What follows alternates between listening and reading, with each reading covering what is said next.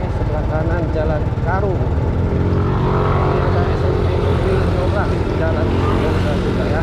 Jalan Semoga. Kabupaten Sekitar ya.